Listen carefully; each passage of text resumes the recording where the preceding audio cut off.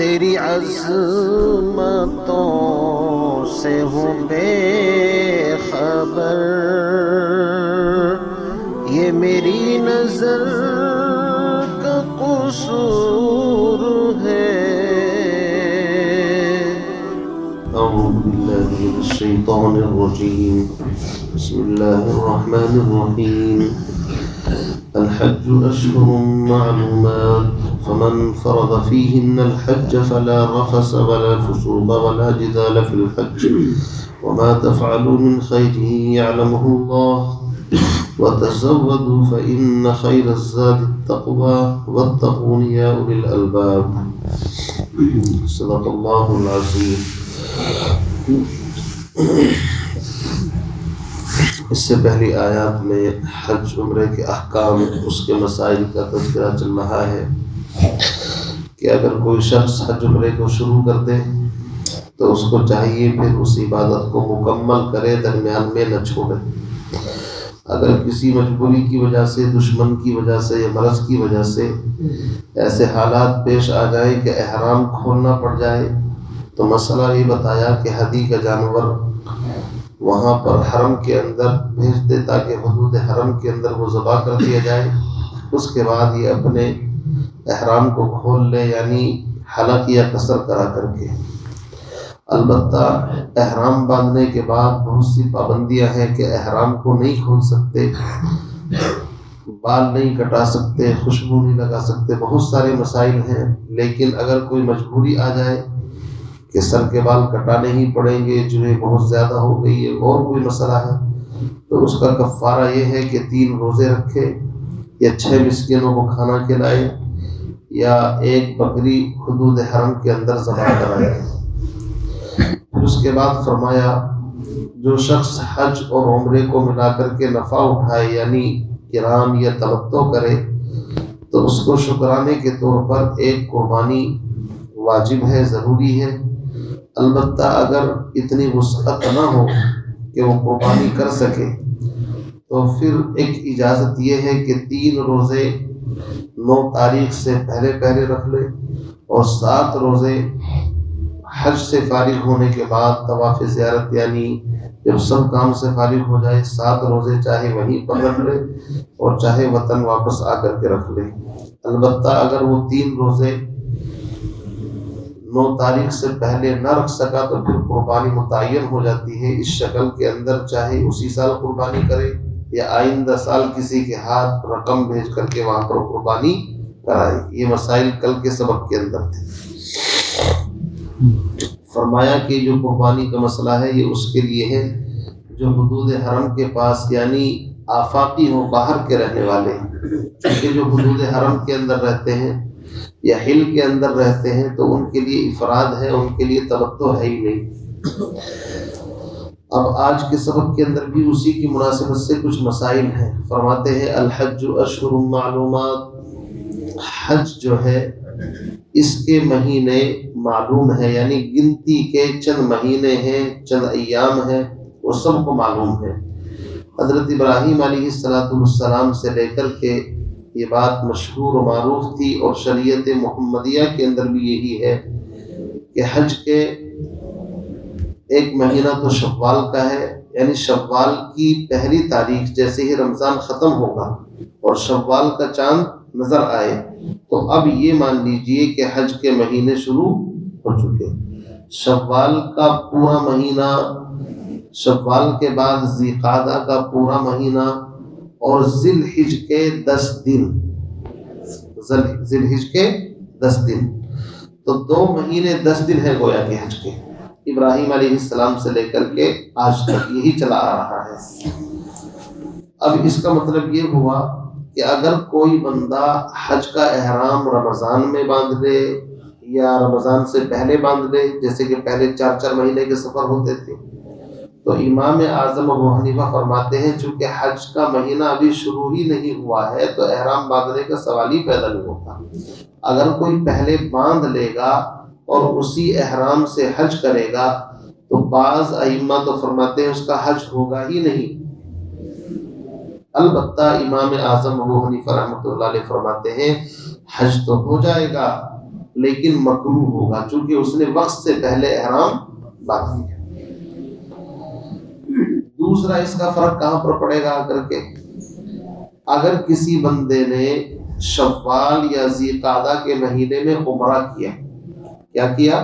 عمرہ، اور اس کے بعد پھر حج کے دنوں میں حج کر رہا ہے 8 تاریخ سے، تو چونکہ اس نے حج کے دنوں میں عمرہ کیا ہے اور پھر اسی سال حج بھی کیا ہے، تو اس کا یہ حج تمتع بن جائے گا اپنے آپ۔ کیا بن جائے گا؟ حج تمتع۔ چونکہ تمتع کی تعریف یہی گزری ہے، ایک سفر کے اندر عمرہ بھی کرے اور حج بھی کرے۔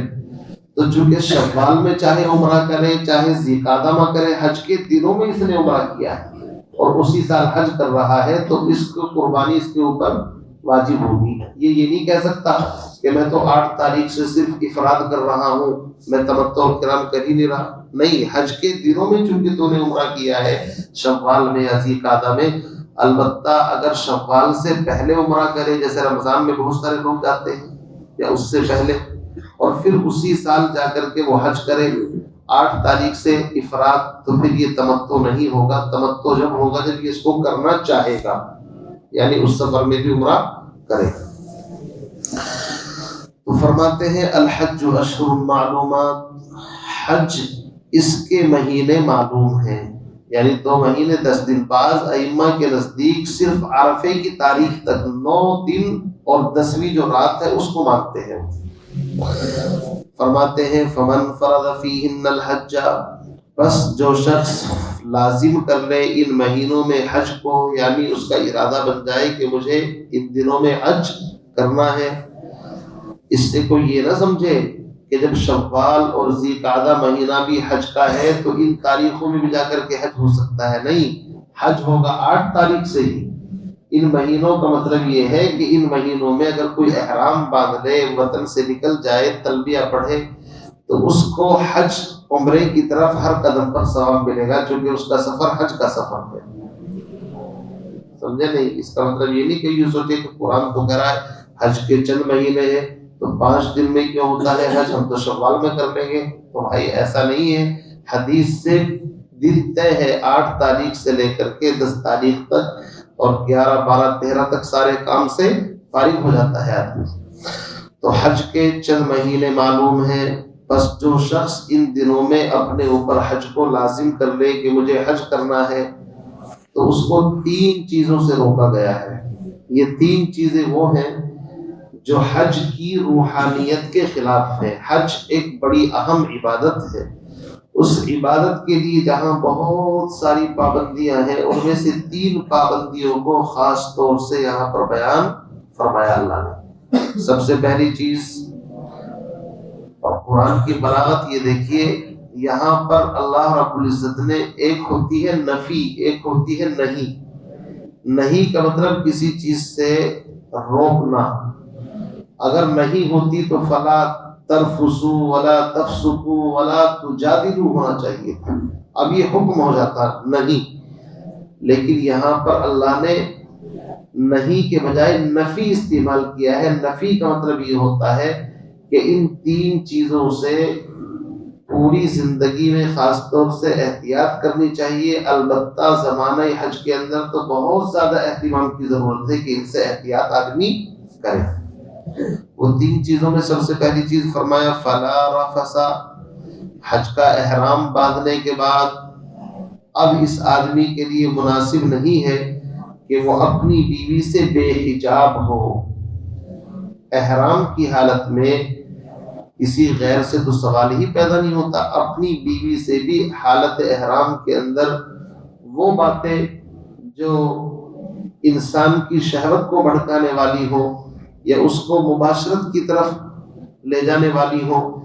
اصل میں رفث ایک جامع لفظ ہے، اور قرآن ایسا لفظ اللہ کا کلام ہے چونکہ ایک ایسا لفظ استعمال کرتا ہے جس میں سارے معنی ایک دم اکٹھے ہو کر کے آ جاتے ہیں۔ رفث کا مطلب یہ ہے یعنی ایسی بات بھی بیوی سے نہ کرے کہ جس سے اس کے ذہن کے اندر اس طرح کا تصور اور خیال پیدا ہو۔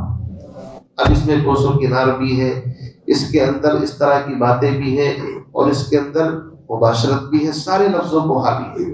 فرمایا اب تم حالت احرام کے اندر ہو، پابندیاں تمہارے اوپر ہیں، ان پابندیوں کے اندر جہاں ناخن نہ کاٹنا، جو کو نہ مارنا، شکار نہ کرنا، بہت سارے خوشبو نہ لگانا، بہت ساری پابندیاں ہیں۔ سب سے بڑی پابندی یہ ہے کہ اپنی بیوی سے بے حجاب ہونا تمہارے لیے جائز نہیں، اس لیے کہ یہ ایسی غلطی ہے، اگر وقوف عرفہ سے پہلے حاجی اپنی بیوی سے مباشرت کر لے تو حج فاسد ہو جاتا ہے، کفارے میں اونٹ یا گائے بڑا جانور دینا پڑتا ہے اور آئندہ سال قضا بھی کرنی پڑتی ہے۔ تو چونکہ اہم غلطی تھی اس لیے اس کو خاص طور سے بیان کیا۔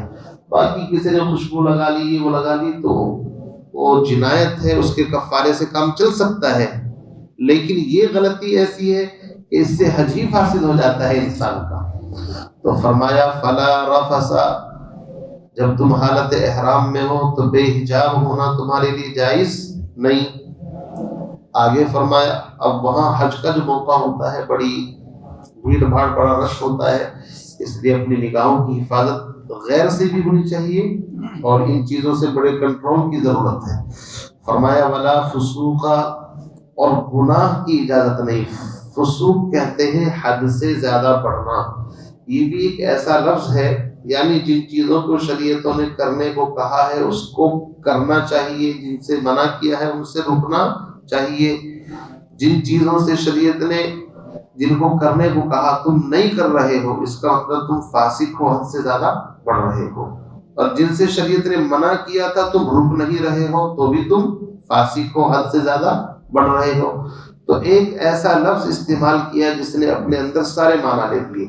تو فسوق کا مطلب یہ ہے کسی بھی قسم کا کوئی گناہ، کوئی ایسا کام نہ کرو جو حج کے منافی ہو، نہ خوشبو لگاؤ، نہ حالت احرام کے اندر شکار کرو، نہ اسی طریقے سے جو خوشبو لگاؤ، جن جن چیزوں کو سلے ہوئے کپڑے پہننے کی اجازت نہیں ہے۔ حاجی کو، عورتوں کو بھی کہا کہ اپنا چہرہ کھلا رکھے، البتہ کوئی ایسی چیز لگا لے جس سے کپڑا چہرے کے اوپر نہ گرے، اور مردوں کو بھی کہا سر بھی کھلا رکھو اور چہرہ بھی۔ ایک صحابی غالباً اونٹ سے گر کر کے شہید ہو گئے، تو جب ان کو کفنانے لگے تو ان کا کفن کے اندر سر اور چہرہ ڈھکتا ہی ہے، تو ان کا سر اور منہ ڈھانکنے لگے۔ اللہ کے نبی نے فرمایا اس کا چہرہ اور اس کا سر کھول دو، اس لیے کہ قیامت کے دن لبیک کہتا ہوا اٹھے گا۔ اس کا مطلب یہ بھی ہے کہ جو آدمی حج کے ارادے سے گھر سے نکلا اور کسی وجہ سے شہید ہو گیا ہے نا، حادثے پیش آ جاتے ہیں، تو اس کو مایوس ہونے کی ضرورت نہیں ہے۔ اللہ تعالیٰ قیامت کے دن اس کو لبیک کہتا ہوا ہی اٹھائے گا کہ میرے دربار میں حج کے لیے آیا۔ ایسے حادثے بنا میں ادھر ادھر پیش آ جاتے ہیں۔ فرمایا ولا فسوقا، اور تیسری چیز فرمائی ولا جدال، جھگڑے کی اجازت نہیں۔ اب بہت سے آدمی سوچتے ہیں حج کا جھگڑے سے کیا تعلق ہے، لیکن جو حج کر کے آئے ہیں ان کو تجربہ ہے کہ وہاں پر جھگڑے زیادہ ہوتے ہیں۔ وجہ یہ ہے کہ انسان کا مزاج، ہر انسان کا مزاج الگ ہے، اور اتنا بڑا رش پلیٹ فارم ہوتا ہے، ہر آدمی دوسرے کے مزاج سے واقف نہیں ہوتا۔ کبھی سامان کو رکھنے میں ایک آدمی کا مزاج صفائی کا ہے اور دوسرا حاجی آیا اس کا مزاج صفائی کا نہیں، وہ کہیں بھی سامان رکھ دے گا تو ذہن میں الجھن پیدا ہوگی۔ چھوٹی چھوٹی باتوں پر ساتھیوں میں ناچاکی، نا اتفاقی، جھگڑے کی نوبت آ جاتی ہے۔ کبھی سواری پر چڑھتے وقت، کبھی سامان رکھتے وقت، کبھی خیمے میں جاتے وقت، کچھ نہ کچھ ایک دوسرے کے مزاج کے خلاف۔ تو اللہ رب العزت نے خاص طور سے فرمایا ولا جدال، یہ صبر، یہ بہت پاکیزہ سفر ہے، اس میں صبر کی ضرورت ہے۔